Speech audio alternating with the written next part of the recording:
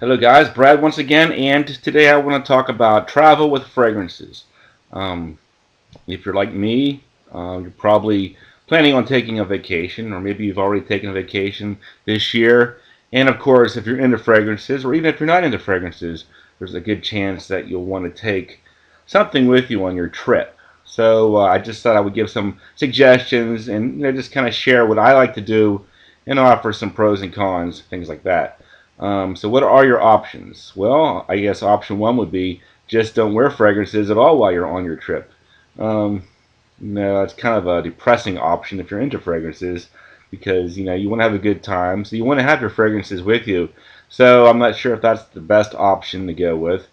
Another option would be to just simply grab a couple of your favorite bottles and throw them in your suitcase. Let's suppose you really like me, Leopard Kenzo Indigo Edition, or Tom Ford's Great Vetiver. Okay, fine. Throw them in your suitcase, and off you go. Um, of course, the pros of that is that um, it allows you to have plenty of juice, and it's also um, you don't have to do any special preparation or anything. You just throw it in there and go. Very little work involved. The cons, well, I think there's a greater possibility of breaking and leakage, theft. If somebody happens to look inside your bag and they see a bottle like this, it's going to be kind of tempting. Ooh, what's this?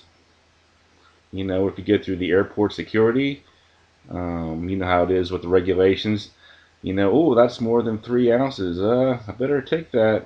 Don't worry, you'll get it back someday. Uh, yeah, so I mean, there's a lot of paranoia I think involved with taking full-size bottles. So I would be hesitant myself to do so. Usually, what I like to do is go with smaller options. I have plenty of samples in my collection, and this is a great opportunity to bring those with me and use them up. The little samples with the spray tops already built in, so it's not really that big of a deal. I got some of these Marc Jacobs for Men samples with the spray top. I got a little Aqua di Gio sample here.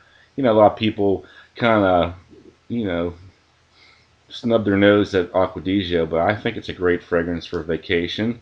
And Xenia Z is an old favorite of mine. Got a nice little sample of that as well. So those are some great ones that I'll consider taking on my trips. Third option is decanting. Now, this is another great option because it will allow you to take fragrances with you on a trip that you might not have a sample of. Some of your favorite fragrances might be in a bottle, like Tom Ford Great Vetiver. You might have a bottle of it, but you don't have a sample of it. So, that's when these little things come in handy. These little empty atomizers. Um, and they come in different shapes and sizes. Now this little one here, now all three of these I got from a place called Accessories for Fragrances, and it's probably my favorite supplier of atomizers. Accessoriesforfragrances.com, and there's also a eBay store. I think it's mentioned on the website as well. I think it's something like Sally_4 or something like that. It's been a while, but it's not too hard to figure out. If you go to the website and just check it out. They have these things, really tiny atomizers. They're called keychain atomizers, and they hold about maybe 1.5 mils of juice. Not a lot of juice. Um, Now the disadvantage of this option is that the top locks into place, so it's great for leak, concerns. But once it's on there, it's not coming off. So, once you use it up, you have to throw it in the trash.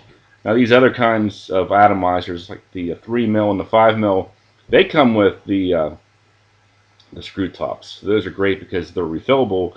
Once you go empty, just refill it and you're good to go. I wouldn't recommend cross-contaminating my atomizers. So, like if you put Aqua di Gio in this and it goes empty, I wouldn't refill it with, Great Vetiver because there's probably going to be some cross-contamination. People will talk about how you can maybe boil your atomizers or wash them out, but I wouldn't go through the trouble. These things are so cheap.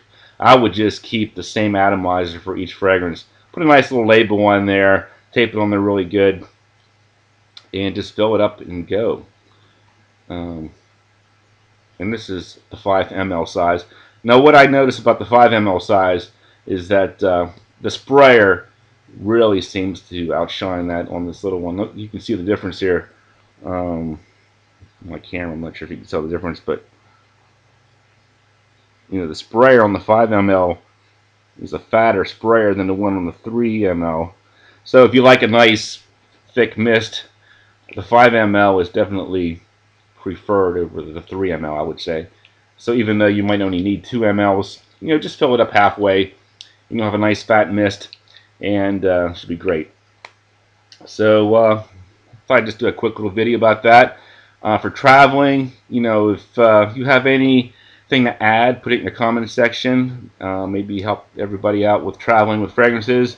Let me know if you had any horror stories of theft or confiscation at the airport. You know, if you had like a bottle of Silver Mountain water and it was, you know, taken by security or something. I mean, that would be horrible, but I'm sure it's happened before.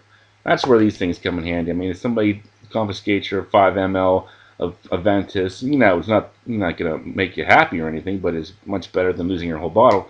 So, yeah, some thoughts there. Thanks for watching, and I'll talk to you guys later.